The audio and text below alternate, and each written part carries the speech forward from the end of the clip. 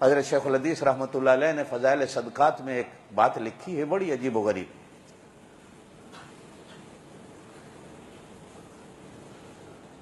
کہ ایک بزرگ قبرستان کے قریب سے گزرے تو دیکھا کہ جیسے ایک ڈاکیا آتا ہے، ایک تھیلا بھرا ڈاک کا لایا قبرستان میں،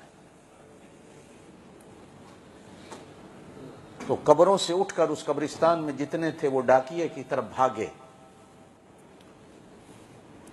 اور ڈاکیا ہر کسی کا خط نکال کر ہر مردے کو دیتا ہے، جس کا آتا ہے وہ خوش ہوتا ہے، جس کا نہیں آتا وہ روتا ہے۔ کونے میں ایک آدمی بیٹھا ہے، سارے بھاگے ہیں، وہ نہیں بھاگا۔ تو وہ بزرگ اس سے پوچھتے ہیں کہ یار یہ سارے بھاگے ہیں، تو کیوں نہیں بھاگا؟ وہ کہتا ہے ان کو لینے دو جو کچھ لینا ہے، مجھے کوئی ضرورت نہیں۔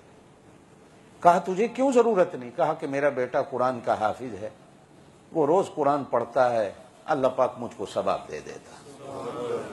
یہ جتنے بھاگے ہیں یہ ثواب لینے کے لیے بھاگے ہیں۔ کسی کی دعا آئی ہے، کسی کی خیرات آئی ہے، کسی کا صدقہ آیا ہے، کسی کے نفل آئے ہیں، کسی کی نماز آئی ہے، جا کے سارے لے رہے ہیں، خوش ہیں۔ جن کی نہیں آ رہی وہ سائڈ پہ بیٹھے رو رہے ہیں کہ ہمیں دینے والا کوئی نہیں۔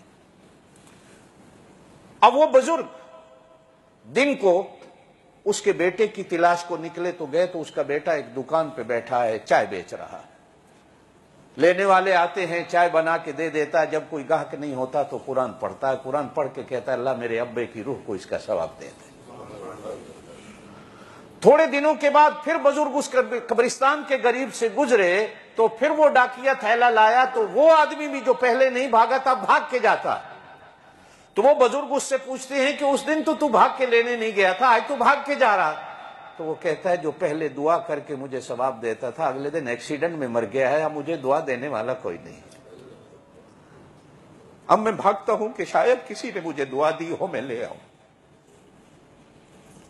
چوتھے سپارے میں اللہ قرآن میں فرماتے ہیں فرحین بما آتاہم اللہ من فضلہ، جن کا پیچھے سے کوئی خط آیا ہوتا ہے وہ پڑھ کے خوش ہوتے ہیں، ایک دوسرے کو دکھاتے ہیں دیکھو ہمارے گھر سے ہمارے لیے دعا آئی ہے، دیکھو ہمارے لیے کچھ آیا ہے، میں کتنا قسمت والا ہوں کہ مجھے کوئی یاد کرنے والا ہے، مجھے کوئی دعا دینے والا ہے۔ میرے دوستو جو میں بات کر رہا تھا، کوشش کیا کرو اولاد ایسی چھوڑ کے مرو جو تمہیں دعا دینے والی ہے۔